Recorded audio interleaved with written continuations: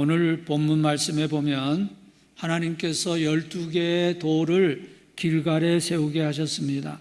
그 12개의 돌들은 요단강에서 가져온 돌들이었습니다. 여호수아와 이스라엘 백성들이 이제 가나안 땅으로 들어가기 위해서는 요단강을 건너야 하는데, 그때 계절이 곡식을 거두는 계절이고 요단강이 언덕까지 넘치고 있었습니다. 그때 하나님은 여호수아에게 제사장들이 언약궤를 메고 그 요단강에 들어가게 하라 말씀하셨습니다. 여호수아는 하나님의 말씀대로 제사장들이 언약궤를 메고 그 요단강으로 들어가게 했습니다. 그때 범람하는 요단 강물이 위에서부터 멈추어서 쌓이기 시작했습니다. 그래서 언덕 위에까지 넘치던 요단강이 완전히 말라버려서 바닥이 드러났습니다. 제사장들이 요단강 가운데 마른 땅에 굳게 서 있는 동안 이스라엘 백성들은 모두 안전하게 그 마른 땅을 건너갔습니다. 하나님은 강을 골짜기로 만드셨습니다. 오늘 우리의 삶에는 굴곡이 있습니다. 오늘은 올라가고 내일은 내려갑니다. 아침에는 새처럼 높이 올라가는가 하면 또 저녁에는 지렁이처럼 바닥을 기어가기도 합니다. 그래도 괜찮습니다. 하나님이 우리의 삶을 인도하실 때에는 어제의 바다가 오늘의 깊은 골짜기가 되어도 걱정할 것은 없습니다. 그때 우리는 내가 사망의 음침한 골짜기를 지날지라도 두려워하지 않을 것은 주께서 나와 함께 하심이라 하신 신앙의 고백을 할 수 있기 때문입니다.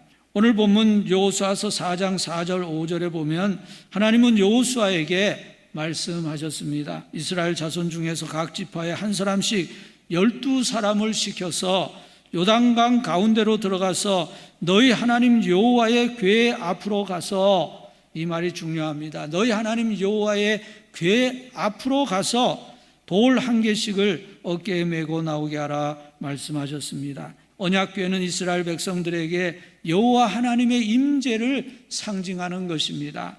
그들이 이스라엘 백성들이 기억할 것은 그들이 무엇을 했느냐가 아니라 하나님이 무엇을 하셨는가 이었습니다. 그들이 요단강을 마른 땅 위로 건너간 것은 그들에게 능력이 있었기 때문이 아니라 하나님에게 능력이 있었기 때문이었습니다. 하나님이 돌을 길갈에 세우게 하신 것은 이 다음에 이스라엘 자녀들이 이 돌들이 왜 여기에 있어요 하고 질문할 때 그 이유를 말해주기 위해서이었습니다. 지난 6월 6일은 현충일이었습니다. 우리나라를 위해서 희생하고 순국한 선열들을 기억하는 날이었습니다. 또 이번 금요일은 6.25 전쟁 71주년 기념일입니다. 우리가 이 날을 맞이하면서 할 일은 그 날에 그 어려웠던 그 비극을 잊지 않고 기억하는 것이고, 둘째는 그 날에 있었던 일들을 우리의 자손들에게 이야기해 주는 것입니다. 6.25 전쟁이 끝나고 이제 70년이 지났습니다. 지금 우리나라는 어떻게 되었습니까? 전쟁의 폐허 위에서 대한민국은 자유민주주의를 통해서 비약적인 발전을 이루었습니다. 우리가 기억할 것은 6.25 전쟁은 아직 끝나지 않았다는 것입니다. 아직 우리나라는 남북이 대치하고 있고 북한은 핵무기를 만들어서 우리를 위협하고 있습니다. 하나님이 우리나라를 지켜주시지 않는다면 어느 순간에라도 엄청난 비극을 만날 수 있습니다.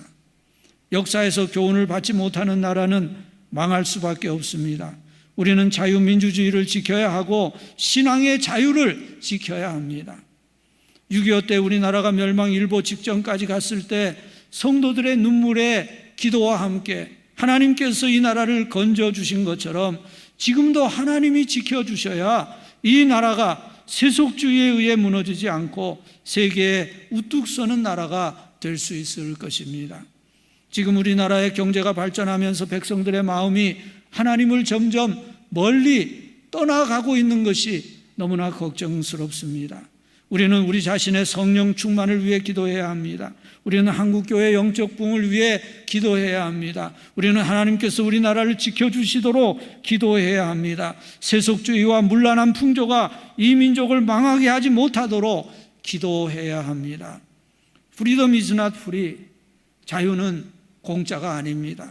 지금까지 우리와 우리나라를 지켜주신 하나님께 감사하면서 하나님의 은혜를 잊지 않고 하나님께 더욱 헌신하는 저와 여러분이 될 수 있기를 주님의 이름으로 축복합니다.